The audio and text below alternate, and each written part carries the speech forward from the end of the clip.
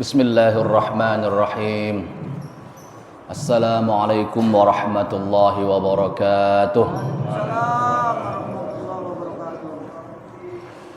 Alhamdulillahi rabbil alamin. Wal aqibatu lil muttaqin. Wala udwana illa 'alal zalimin. Wassalatu wassalamu ala khairi khalqihi sayyidina Muhammadin wa ala alihi wa sahbihi wa man tabi'ahum bi ihsanin ila yaumiddin. Allahumma salli wa sallim wa barik ala sayyidina Muhammad wa ala ali sayyidina Muhammad. Rabbi shrah li sadri wa yassir li amri wahlul 'uqdatam min lisani yafqahu qawli, amma ba'du. Alhamdulillah, puji dan syukur kita haturkan kehadirat Allah Subhanahu wa taala, karena pada siang hari yang penuh berkah dan bahagia ini Allah masih pertemukan kita semua di tempat yang mulia ini dalam keadaan sehat walafiat, berlimpah nikmat-nikmat darinya, nikmat kesehatan, nikmat keimanan, sehingga kita bisa melaksanakan sholat zuhur berjamaah dan juga melanjutkan kajian kitab Al-Mawa'id Al-Usfuriyah ini. Salawat dan salam mari kita haturkan kepada junjungan kita Nabi besar Muhammad sallallahu alaihi wasallam, manusia teragung, manusia terbaik yang pernah Allah ciptakan di atas muka bumi, yang beliau utus untuk menjadi rahmat bagi seluruh alam. Hadirin rahimakumullah, insyaallah kita akan lanjutkan kajian kita pada siang hari ini. Hadis ke-39 dari kitab Al-Mawa'id Al-Usfuriyah. Sebelum kita mulai, marilah kita terlebih dahulu sama-sama membuka majelis kita ini dengan membaca Al-Basmalah. Bismillahirrahmanirrahim. Dan marilah kita hadiahkan suratul Fatihah untuk muallif atau penulis kitab ini, yaitu Syekh Muhammad bin Abu Bakar Al-Usfuri, atas jasa-jasa beliau yang telah menghadirkan, menyusun kitab ini, sehingga ilmunya, manfaatnya, barokahnya sampai kita semua. Semoga Allah Subhanahu wa taala jadikan amal beliau ini sebagai amal jariah yang pahalanya terus mengalir hingga yaumil akhir kelak, dan juga jadikan sebagai keberkahan, manfaat dan ilmu yang barokah bagi kita semua dan anak cucu kita.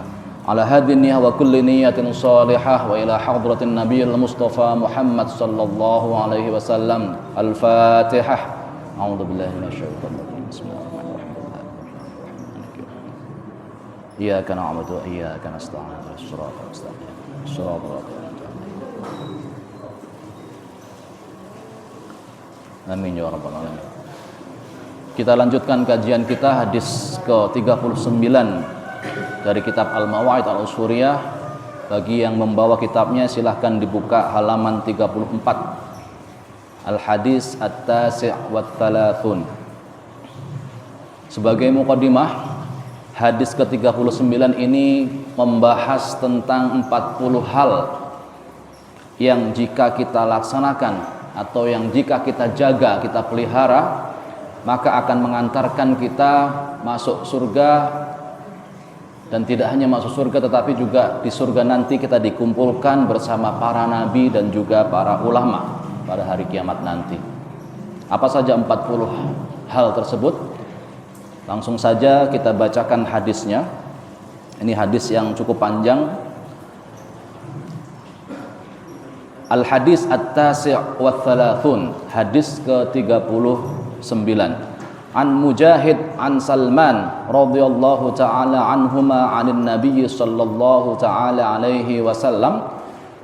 Dari Mujahid, dari Salman, ini kemungkinan besar adalah Salman Al-Farisi, karena Salman Al-Farisi adalah sahabat Rasul, termasuk salah seorang sahabat. Radhiyallahu ta'ala anhuma 'anin Nabiy sallallahu alaihi wasallam. Man hafidha ala ummati hadhil arba'ina hadithan dakhalal jannah wa hasyarahu Allah ta'ala ma'al anbiya'i wal ulama'i yaumal qiyamah. Rasulullah sallallahu alaihi wasallam bersabda, barang siapa yang hafidha itu bisa kita maknai dengan menghafal, atau bisa juga kita maknai dengan menjaga atau memelihara. Dalam konteks hadis ini yang lebih tepat adalah maknanya memelihara, bukan menghafal. Karena kalau hanya menghafal 40 hal saja, semua orang juga bisa. Tetapi kalau tidak melaksanakan 40 hal ini, maka dia tidak akan masuk surga sebagaimana yang disabdakan oleh Rasulullah. Ya. Kalau orang yang hafal Quran itu disebut dengan hafidh, ya kan? Tetapi dalam kalimat lain, bahkan Allah juga memakai kalimat hafidh dalam ayat yang berbunyi inna nahnu nazzalna dzikra wa inna lahu lahafidhun. Sesungguhnya kamilah yang menurunkan Al-Qur'an dan kami juga yang memeliharanya, menjaganya. Artinya bukan menghafal. Jadi kalimat hafidho itu bisa kita maknai dengan menghafal, juga bisa kita maknai dengan memelihara, menjaga. Dalam konteks hadis ini yang lebih tepat adalah memelihara, menjaga. Man hafidha ala ummati hadhil arba'ina hadithan dakhalal jannah wa hasyarallahu ta'ala mal anbiya wal ulama yaumal qiyamah. Barang siapa yang memelihara dari umatku 40 perkara ini, hadis di sini bisa kita maknai ucapan, perkara, ya, atau hadis itu sendiri. Barang siapa yang memelihara dari umatku 40 hal ini, 40 perkara ini, dakhalal jannah, maka dia akan masuk surga. Wa hasyarahullahu ta'ala ma'al anbiya wal ulama, dan Allah akan mengumpulkan pada hari kiamat nanti, mengumpulkannya bersama para nabi dan para ulama. Nah, ini apa saja? Faqulna ya Rasulullah ayyul arba'ina hadithan. Kemudian para sahabat ketika Rasulullah mengatakan demikian, mereka bertanya, wahai Rasulullah, apa saja 40 hal tersebut? Kemudian Rasulullah menjawab, faqala alaihi salatu wassalam, an tu'mina billahi wal yaumil akhir wal malaikati wal kitabi wan nabiyyina wal ba'thi ba'dal mauti wa bil qadari khairihi wa syarrihi minallahi ta'ala. Yang pertama adalah engkau beriman kepada Allah, beriman dengan hari akhir, beriman dengan para malaikat, kitab-kitabnya, para nabinya, dan hari kebangkitan atau hari kiamat, dan juga beriman dengan qadar, baik maupun yang buruk. Artinya ini adalah rukun iman. Ya, jadi kalau kita klasifikasikan, yang pertama harus kita lakukan adalah meyakini rukun iman kepada Allah yang 6 itu. Ini urutannya saja yang berbeda. Jadi yang pertama adalah beriman kepada Allah. Kalau urutan rukun iman itu yang kita kenal, beriman kepada Allah, beriman kepada malaikat, beriman kepada kitab, beriman kepada para nabi, beriman kepada hari akhir, dan beriman kepada takdir atau qadar, ya, baik maupun yang buruk. Itu yang pertama. Kemudian yang kedua apa? Wa tashhada alla ilaha illallah wa anna muhammadan rasulullah wa tuqimas shalah bi isbaghil wudu' li waqtiha bi tamami ruku'iha wa sujudiha wa tu'addiyaz zakah bi haqqiha wa tasuma syahra ramadan wa tahujjal bait in istata'ta ilaihi sabila. Yang kedua adalah bersaksi. Ini klasifikasi yang kedua. Bersaksi bahwa tidak ada Tuhan selain Allah dan bahwa Nabi Muhammad adalah utusan Allah. Kemudian engkau mendirikan sholat disertai apa? Bi isbaghil wudu. Dengan isbaghul wudu itu wudu yang benar-benar sempurna. Nah, jadi kalau wudu, ini catatannya adalah mendirikan sholat dengan isbaghul wudu. Jadi kalau mau sholat, wudunya harus benar-benar sempurna. Jangan sampai ada bagian dari anggota tubuh yang wajib kena air itu tidak terkena. Ya, makanya kita dianjurkan untuk wudhu itu diulang 3 kali. Itu supaya apa? Isbagh. Nah, dan wudhu itu kan sebenarnya tidak semua anggota tubuh kita itu wajib. Artinya yang wajib itu yang hanya ada di dalam Al-Quran itu. Apa itu? Ya, membasuh tangan, muka, telinga, kaki. Ya, sebenarnya yang rambut dan sebagainya itu sunnah saja. Ya. Jadi yang wajib itu ya tangan, muka, ya, telinga dan kaki. yang maudhu dan lain sebagainya itu sunnah saja. Tapi kalau itu kita lakukan, itu kita lebih sempurna wudu kita. Jadi isbaghul wudu. Kemudian wa tuqimas shalah bi isbaghil wudu li waqtiha, dan mendirikan salat dengan wudu yang sempurna dan pada waktunya. Salat pada waktunya. Jangan qodok-qodok terus atau bahkan ditinggalkan. Ya, itu namanya tidak salat pada waktunya. Bitamami ruku'iha wa sujudiha, dengan rukuk dan sujud yang sempurna. Ini artinya salatnya jangan buru-buru. Ya, salat itu harus tumakninah, harus tenang. Kalau perlu, kalau bisa dihayati setiap makna yang kita ucapkan di dalam sholat. Nah, jangan-jangan kita ini tidak mengerti apa yang kita ucapkan bacaan dalam sholat itu. Sholat itu kalau kita hayati maknanya sangat dalam sekali. Ya, inna sholati wa nusuki wa mahyaya wa mamati lillahi rabbil alamin. Ya, sesungguhnya hidupku, matiku, ibadahku, semuanya adalah untuk Allah, Tuhan semesta alam. Wah, itu indah sekali kalau kita maknai. Ya. Kemudian wa tahujjul baita wa sujudiha wa tu'addiyaz zakah bihaqqiha. Kemudian engkau menunaikan zakat untuk orang-orang yang berhak. Ya. Jadi zakat harus diberikan kepada orang yang berhak. Ada berapa? Ada 8 asnaf yang harus kita berikan zakatnya. Wa tasuma syahrul Ramadan, kemudian juga engkau berpuasa pada bulan Ramadan. Wa tahujjal baita in istata'ta ilaihi sabila, dan terakhir adalah melaksanakan ibadah haji manakala engkau mampu untuk melaksanakannya. Jadi ini kalau kita simpulkan adalah rukun Islam. Yang pertama rukun iman dulu, yang kedua baru rukun Islam. Yang terakhir tadi adalah melaksanakan ibadah haji in istata'ta ilaihi sabila. Catatannya ibadah haji itu apa? Kalau kita mampu. Nah, kalau kita tidak mampu ya jangan dipaksakan. Karena banyak sekali fenomena di masyarakat, orang memaksakan haji sehingga harus apa? Menjual aset-asetnya, sehingga ketika pulang dari haji dia tidak punya apa-apa. Kalau dulu itu ada istilah begini, biar tekor asal kesohor, gitu ya. Kalau orang-orang Betawi mungkin ada istilah begitu, biar tekor asal kesohor. Artinya dia rela menjual tanahnya, ya, yang berhektar-hektar hanya untuk ibadah haji, sehingga ketika pulang dia sudah tidak punya aset apa-apa dan dia akhirnya ya nggak jelas hidupnya. Kontrakan sudah dijual semua untuk ibadah haji, tapi dia menangnya apa? Menang kesohor, dipanggil Pak Haji, menang terkenal. Nah, ini tidak boleh terjadi. Karena apa? Artinya kalau dia sampai menjual aset-asetnya, itu artinya dia belum mampu. Ya, belum mampu, dan ini bukan kewajiban.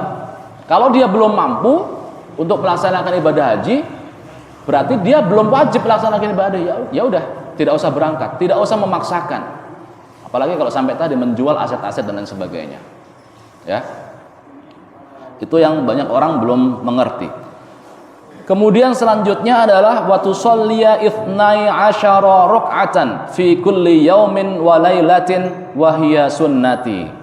Kemudian engkau juga melaksanakan salat 12 rakaat sunnah. Ini apa maksudnya?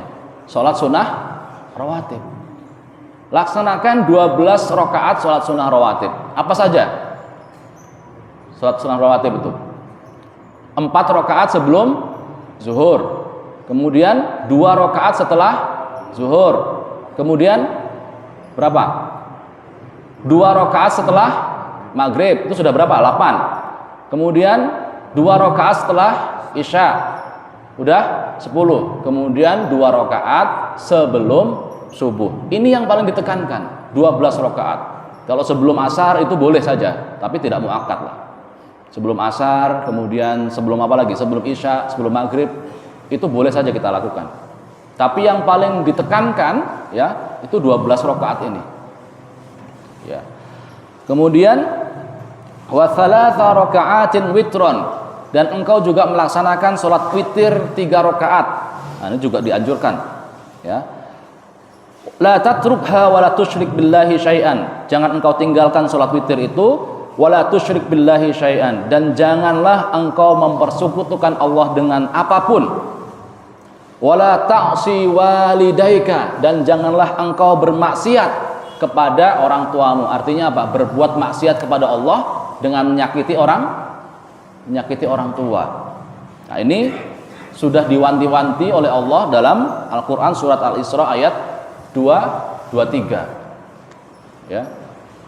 Kata Allah dalam Al-Qur'an itu, wa qadha rabbuka alla ta'budu illa iyyahu wa bil walidaini ihsana imma yablughanna 'indakal kibara ahaduhuma aw kilahuma fala tanharhuma wa qul lahumā qawlan ma'rufa, ya, wala taqul lahumā uffin, ya.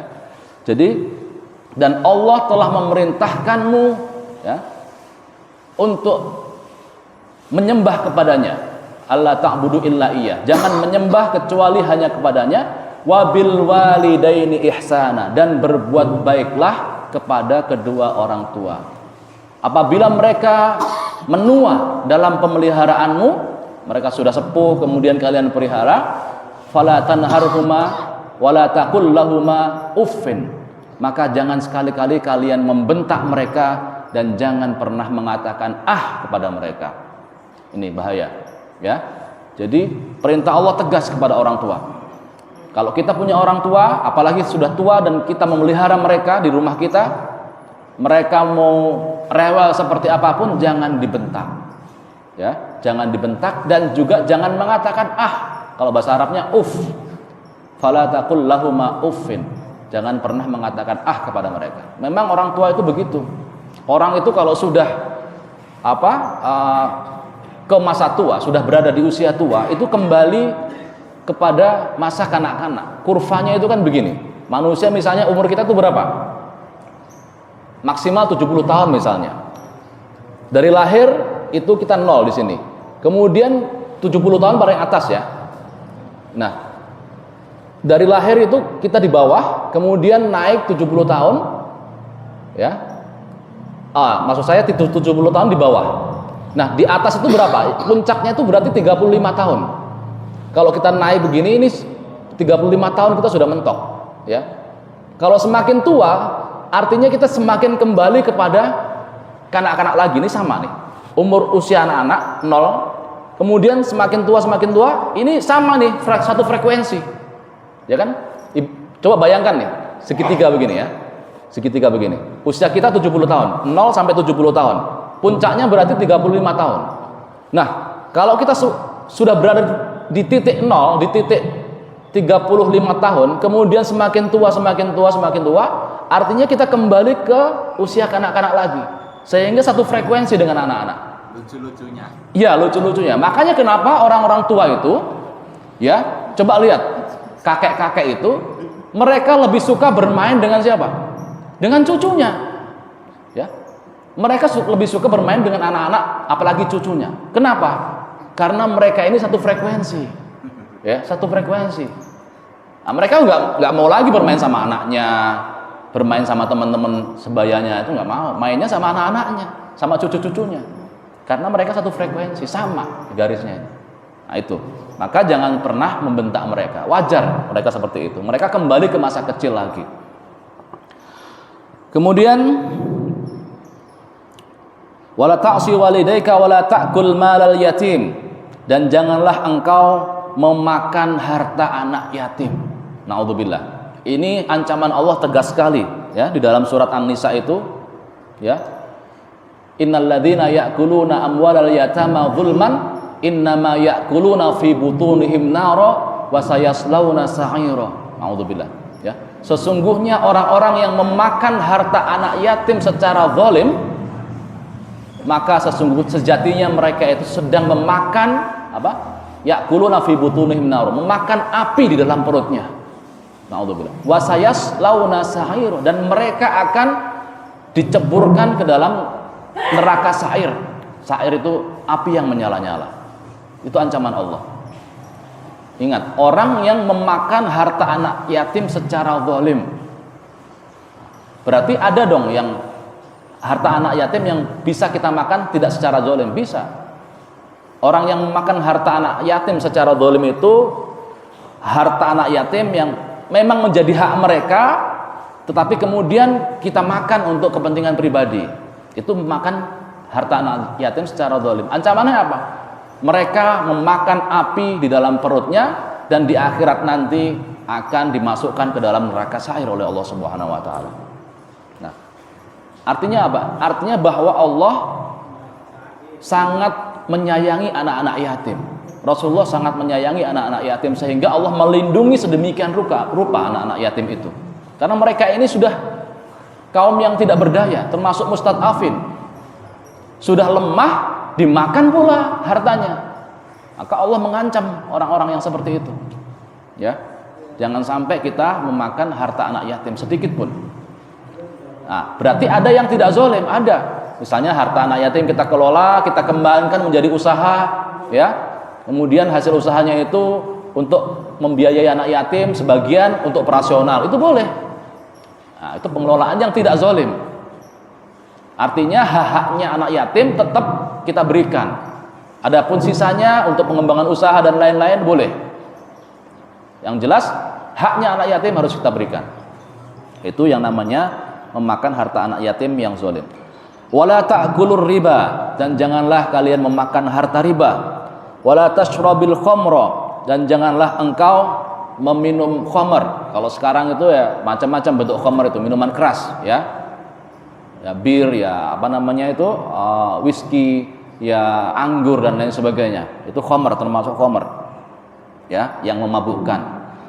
Jadi kaidahnya kalau soal khamr ini, ya, jika yang banyak itu memabukkan, maka yang sedikit pun haram dikonsumsi, ya. Ya begitu. Jadi kalaupun kita meminum sedikit tapi tidak mabuk, tapi karena hukum dasarnya dia ini haram, kalau kita minum banyak dan memabukkan, berarti yang sedikitnya pun juga haram kita minum. Wala tahlif billahi kadziban wala tashhad syahadataz zur, dan janganlah engkau bersumpah, ya, atas nama Allah tetapi bohong. Ya, bersumpah dusta atas nama Allah, dengan nama Allah. Yang kedua, wala tashhad syahadataz zur, dan juga janganlah kalian bersaksi dengan kesaksian palsu. Apa bedanya antara sumpah palsu dengan saksi palsu? Ini ada dua. Tahlif billahi kadziban, bersumpah palsu dengan nama Allah. Yang kedua, bersaksi palsu. Apa bedanya? Bedanya kalau sumpah palsu itu dia sendiri membawa nama Allah dalam sumpahnya. Sumpah saya tidak korupsi. Nah, ini banyak terjadi. Sumpah saya tidak mencuri. Demi Allah saya tidak korupsi, padahal dia korupsi. Nah, itu sumpah palsu dan membawa nama-nama Allah. Ya, membawa-bawa nama Allah. Nah, ini kalau sumpah palsu. Tapi kalau syahadat zur atau kesaksian palsu, dia bersaksi untuk orang lain. Ya, bersaksi untuk orang lain. Misalnya dia bersaksi, bapak ini tidak mencuri, padahal dia tahu dia mencuri, orang itu. Si A, saya bersaksi bahwa dia tidak korupsi. Ya, padahal dia tahu dia korupsi, orang dia yang tanda tangan, kan begitu. Ini seringkali terjadi di dalam apa? Di dalam kehidupan sosial kita, terutama apa? Di dalam persidangan-persidangan. Ya. Orang berani-beraninya bersumpah atas nama Allah, padahal dia berdusta. Atau bersaksi dengan kesaksian palsu. Ini disebut dengan syahadatuz zur, sumpah palsu, saksi palsu, kesaksian palsu. Nah, wala tashhad syahadataz zuri ala ahadin qaribin aw ba'id, baik bagi orang yang dekat dengan kita maupun orang yang jauh dengan kita.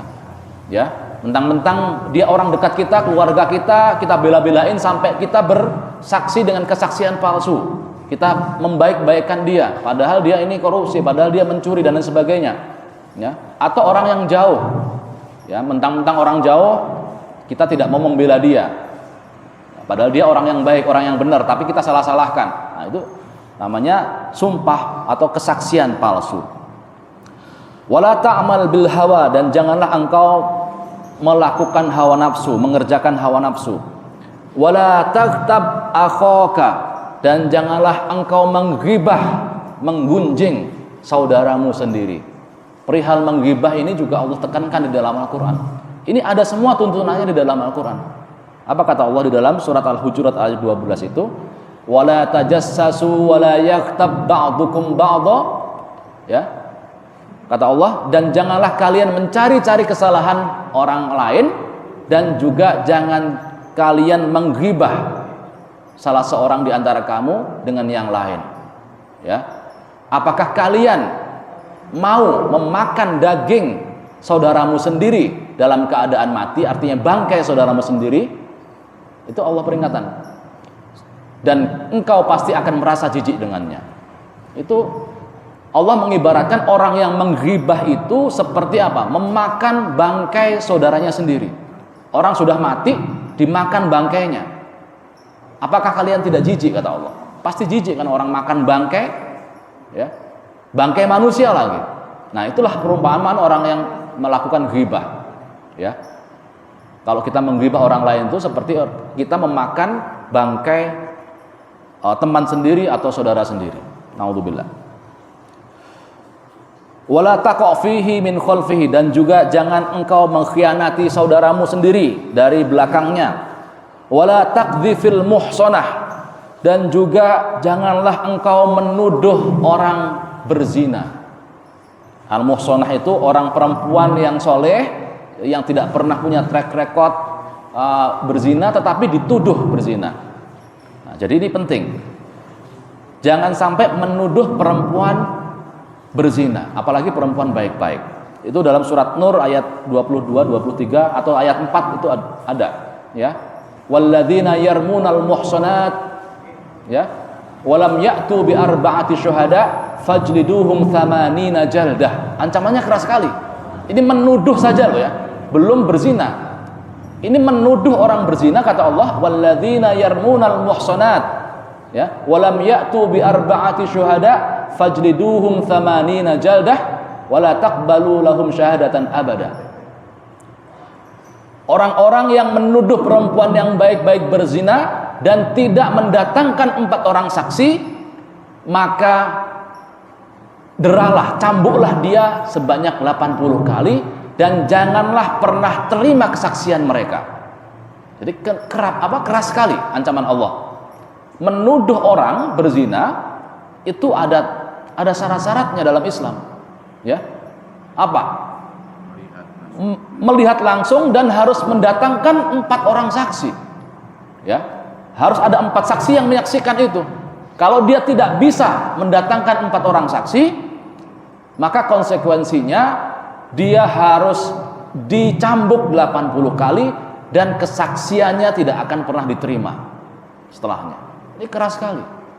Meskipun mungkin benar yang dia lihat itu dia berzina, tapi kalau dia tidak bisa mendatangkan 4 orang saksi, bisa dihukum, ya, dicambuk 80 kali dan tidak diterima kesaksiannya. Wala yaqul anka innaka mura'in, dan jangan sampai kita mengatakan kepada seseorang sesungguhnya engkau berbuat riya, fayahbatu amaluka, sehingga amalmu menjadi hancur, terbakar, hangus. Ini larangan untuk berbuat riya, ya. Jadi kalau di zaman sekarang itu kan tadi kembali ke persoalan menuduh orang berbuat zina.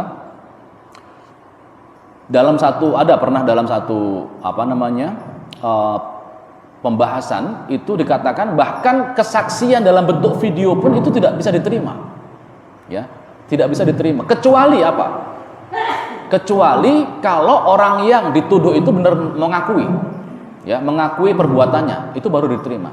Tetapi kalau dia tidak mengakui, ya, dan kesaksiannya itu hanya dalam bentuk video, itu kesaksiannya tidak bisa diterima. Karena apa? Tidak melihat langsung, dan dia tidak mendatangkan 4 orang saksi.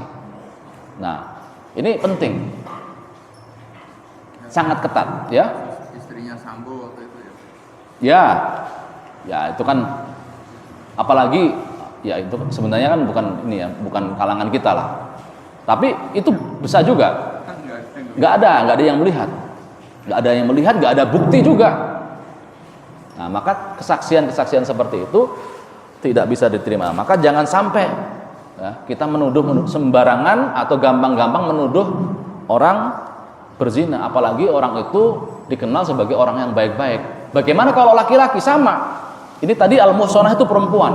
Kalau al-muhsan laki-laki. Bagaimana ketentuannya? Sama ketentuannya.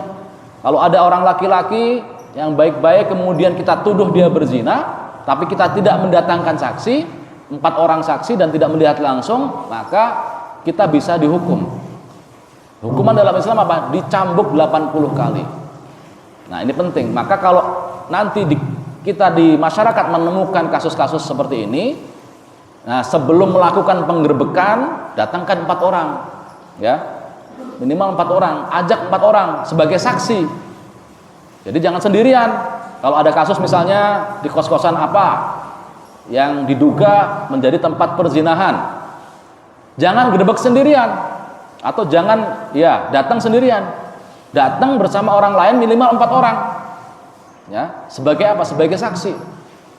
Nah, di situ baru kita gerbek, ya. Mereka semua menyaksikan, mereka sebagai saksi, barulah kesaksian kita itu diterima ya dalam Islam.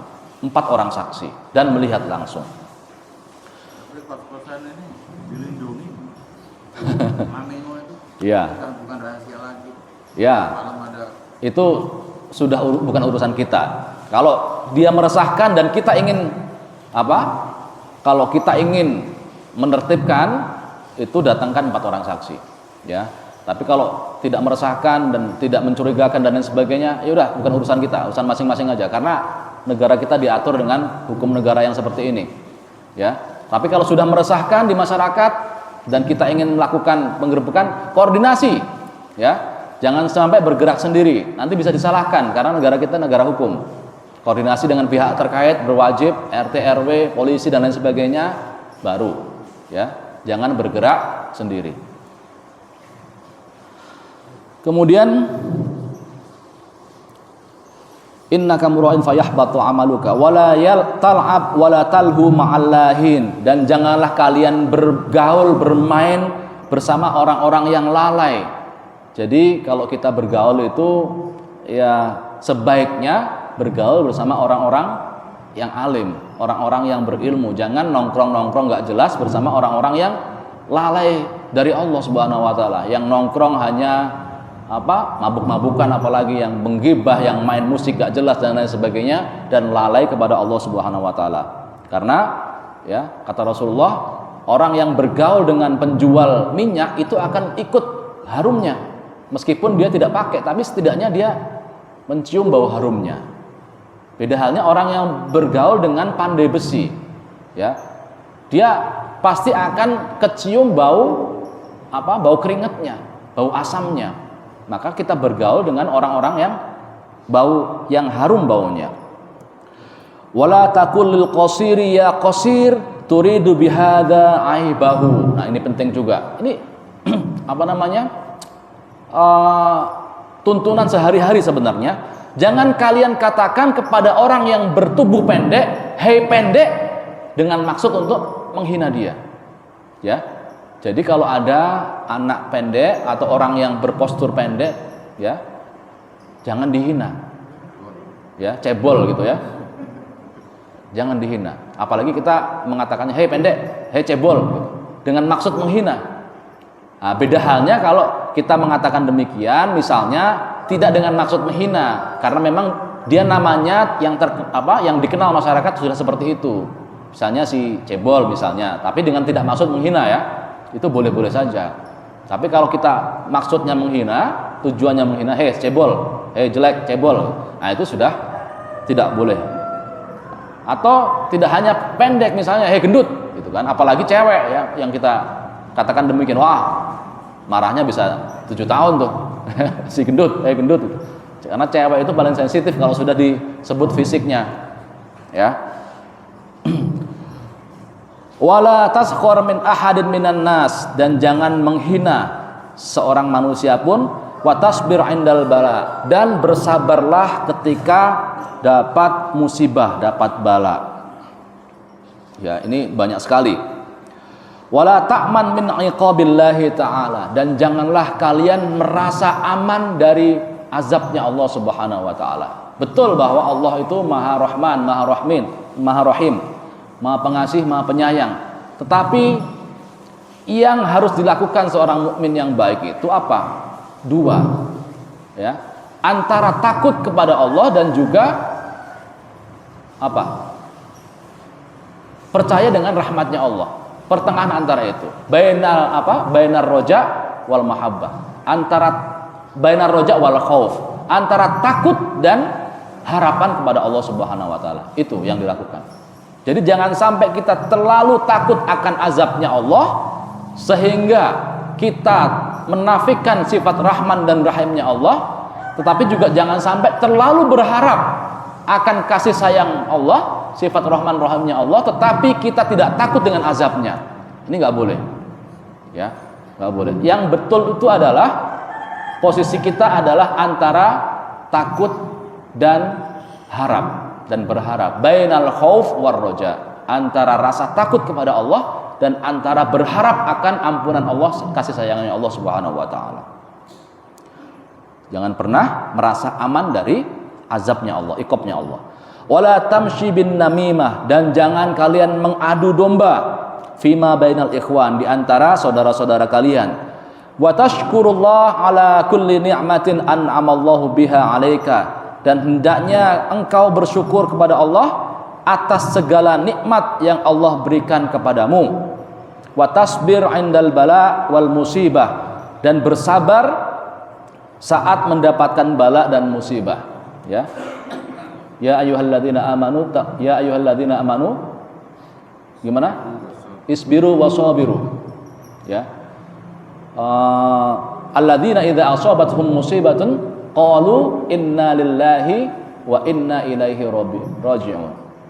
Yaitu orang-orang yang bertakwa itu apa? Orang-orang yang apabila mendapatkan musibah mereka segera mengatakan inna lillahi wa inna ilaihi raji'un.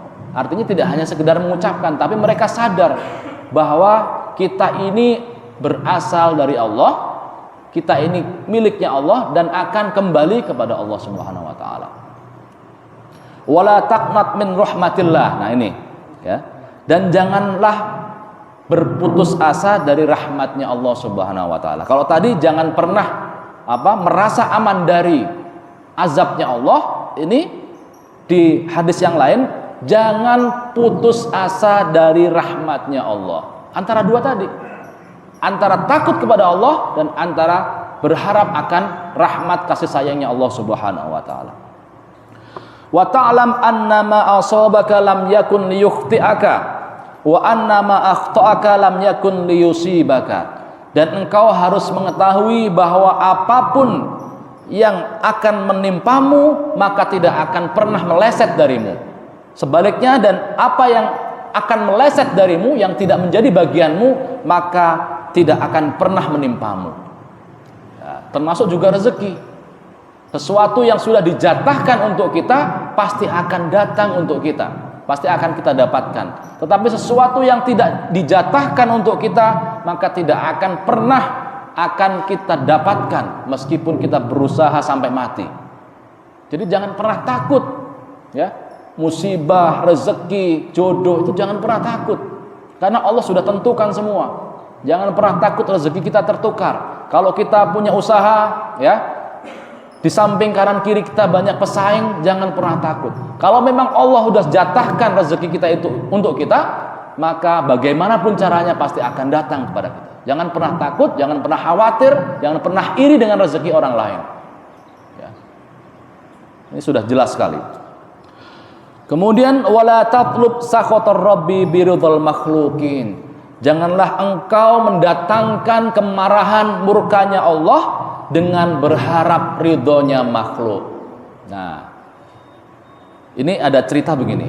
Ini baru minggu lalu. Kisah nyata saya alami sendiri. Saya habis acara kumpul dengan para kiai di satu hotel. Karena buru-buru saya naik Grab. Mobil saya taruh di hotel. Di salah satu hotel di Tebet. Saya naik Grab karena saya harus hadir di acara selanjutnya. Kemudian ketika saya pesan Grab itu, datanglah orangnya. Datang. Ini saya jelaskan dulu ya. Jangan berharap ya, jangan mendatangkan murkanya Allah dengan mengharapkan ridho dari makhluk. Dengan berharap kepada makhluk. Kisahnya tadi, ketika saya pesan Grab, datanglah orang Grab itu. Begitu saya naik, diantar kemana Pak, ke sini dan sebagainya, saya jelaskan. Baru saya naik begitu, dia sudah curhat begini, Pak, mohon bantu Pak ya, mohon bantu doanya Pak. Loh, kenapa Pak? Saya bilang gitu. Dompet saya baru hilang. Hilang semua Pak. Ada dokumen saya, ada uang saya di situ, gitu kan. Oh iya Pak, saya bilang begitu. Nah, dia ceritalah panjang lebar soal dompetnya hilang. Tadi saya ngopi di warung kopi di daerah, saya lupa daerah mana. Terus mungkin ketinggalan Pak, tapi saya ke sana lagi sudah nggak ada Pak. Mohon doanya Pak, mohon bantuannya Pak. Semoga bisa ketemu dan lain sebagainya lah. Tapi ketika dia mengucapkan seperti itu, saya agak curiga. Karena pertama yang dia ucapkan, dia tidak kenal saya, tapi tiba-tiba dia ngomong begitu, ya. Dia ngomong begitu seolah-olah dia itu berharap bantuan dari manusia, ya, supaya orang yang dia curhati seperti itu iba dan kemudian memberi bantuan. Saya bilang kepada dia begini, Pak, Bapak ini kan nggak kenal saya juga baru kenal Bapak. Tapi kenapa Bapak curhat seperti itu? Ya barangkali Bapak bisa bantu, gitu kan. Pak, jangan lakukan seperti ini lagi. Karena tidak semua orang akan percaya dengan omongan Bapak. Apalagi Bapak baru kenal dengan saya. Kita baru kenal, gitu kan. Tidak semua orang akan percaya. Nah, bisa jadi apa yang Bapak sampaikan itu adalah Bapak ingin berharap kepada manusia, kepada pelanggan-pelanggan Bapak, supaya mereka iba dan membantu Bapak. Ini yang nggak boleh Pak. Karena artinya apa? Bapak berharap kepada makhluk. Bapak berharap kepada orang. Dan satu lagi, kalau yang namanya musibah itu nggak perlu dikasih tahu orang. Yang diperintahkan Allah itu adalah apa? Yang Allah perintahkan itu wa amma bi ni'mati rabbika fahaddis. Adapun nikmat-nikmat Allah maka bicarakanlah. Membincangkan nikmat-nikmat Allah bukan musibah. Apalagi kepada orang-orang yang baru kita kenal. Ya, bagaimana orang tidak curiga? Kecuali kita dapat musibah, saudara-saudara kita, saudara-saudara dekat, teman-teman dekat kita kasih tahu, nggak apa-apa. Ini orang baru kenal, ya, dia sudah curhat seperti itu. Nah, kalau nikmat boleh kita bicarakan kepada orang lain. Oh Pak, saya baru dapat uang, saya baru dapat gajian, anak saya baru lulus kuliah, itu bolehlah. Artinya membuat orang lain senang. Nah ini belum apa-apa, baru naik saya sudah dicurhati seperti itu. Saya bilang ini Bapak ada kecenderungan Bapak ini berharap kepada orang lain supaya dibantu Pak, saya bilang. Oh ya Pak, begitu Pak. Dia akhirnya sadar begitu. Pak, jangan diulangi, saya bilang. Cukup Bapak mengadunya, mengeluhnya kepada Allah Subhanahu wa taala. Tidak perlu orang lain tahu kalau Bapak sedang bersedih. Kalau perlu Bapak tutupin itu. Ya. Bagikan hal-hal yang senang kepada orang lain. Ya, nikmat-nikmat Allah bicarakan. Tahaddus bin ni'mah namanya, ya. Kalau yang sedih-sedih, apalagi kepada orang yang nggak tahu, nggak kita kenal, jangan. Akhirnya, ya dia menerima nasihat saya dan saya bilang, Pak, saya nitip pesan, nanti kalau Bapak narik penumpang lagi, jangan sampai cerita seperti ini lagi. Karena ya apa yang Bapak dapatkan ya, dari cerita-cerita seperti ini, meskipun orang lain akhirnya membantu, itu nggak seberapa Pak dibanding murkanya Allah kepada Bapak. Karena Allah cemburu. Ya, Bapak berharap akan ridhonya manusia, ya, dibanding ridhonya Allah Subhanahu Wa Taala. Allah sangat marah Pak, saya bilang begitu. Oh ya Pak, ya Pak. Ya, meskipun tetap ini bukan saya ria, tetap saya kasih tips, saya kasih bantuan, tetapi saya pesan begitu. Tolong Bapak jangan pernah cerita-cerita seperti ini lagi. Ya, karena Bapak ini sudah berharap kepada makhluk, berharap kepada manusia supaya Bapak dibantu. Nah, dan Allah Bapak lupakan. Bapak mengeluhnya kepada Allah saya, cukup kepada Allah, jangan kepada orang. Berdoa, Bapak berdoa, ikhtiar, tahajud dan sebagainya supaya barang Bapak ketemu. Akhirnya, iya Pak, terima kasih Pak nasihatnya. Nah sudah. Ya jadi kalau kita menemukan seperti itu, tolong dinasihati, jangan diam. Ini tadi, jangan mendatangkan apa? La tatlub sakhatar rabbi biridhal makhlukin. Jangan mendatangkan murkanya Allah dengan cara mendatangkan ridhonya makhluk untuk dalam rangka meraih ridhonya makhluk. Mungkin kita cukupkan sampai di sini ya, karena ini masih lumayan panjang sekali, sementara waktunya sudah hampir jam 1. Insyaallah kita lanjutkan di pertemuan minggu depan. Ya, silakan. Tadi yang wala talhu ma'al ladina wala talhu ma'al ladina ada larangan supaya kita tidak Ya, menemani, tapi betul. di hadis yang ke-37 Ya, itu kan yang Abu Yazid Al-Bustami betul. mencari temannya itu temannya ternyata malah justru dia menemani. Betul. Gimana? Gini, kalau kita tujuannya hanya sekedar seneng-seneng bersama mereka, jangan. Kita gabung sama orang-orang yang nongkrong, yang nyanyi-nyanyi, yang main kartu, apalagi judi di situ, tapi tujuannya bukan untuk mengajak mereka, tapi tujuannya untuk ikut gabung sama mereka, ya jangan. Karena kita akan ketularan mereka. Kalau dalam bahasa Jawa itu ada istilah galangan kalah karo golongan. Ya. Potensi kita itu akan kalah dengan lingkungan. Potensinya dia jadi orang alim, tapi karena lingkungan dia jadi kalah, jadi ikut terbawa arus gitu. Nah, jangan sampai. Tapi kalau tujuan kita itu bergabung, bergaul dengan mereka itu untuk mengajak mereka kepada kebaikan, ya itu dibolehkan, justru dianjurkan. Karena siapa lagi yang mau mengajak mereka kalau bukan kita, gitu. Ya, jadi harus bisa menempatkan diri. Mungkin demikian. Ada yang lain pertanyaan? Baik, kalau tidak ada, insya Allah kita lanjutkan di pertemuan mendatang. Kita tutup dulu majelis kita pada siang hari ini dengan bacaan Alhamdulillahirabbil alamin. Semoga Allah Subhanahu wa taala jadikan apa yang kita kaji pada siang hari ini sebagai ilmu yang bermanfaat fid din wa dunya wal akhirah bagi anak cucu kita. Allah datangkan rahmat dan ampunannya ala hadiniyah wa kulli niyatin shalihah wa ila hadratin nabil mustafa Muhammad sallallahu alaihi wasallam. Al-Fatihah. A'udzu billahi minasyaitonir rajim. Bismillahirrahmanirrahim. Alhamdulillahirabbil alamin. Iyyaka na'budu wa iyyaka nasta'in. Shiratal mustaqim. Shiratal ladzina an'amta 'alaihim. Kita akhiri dengan doa kafaratul majlis. Subhanakallahumma wa bihamdika asyhadu an la ilaha illa anta astaghfiruka wa atubu ilaik. Terima kasih, jazakumullah khairan. Assalamualaikum warahmatullahi wabarakatuh.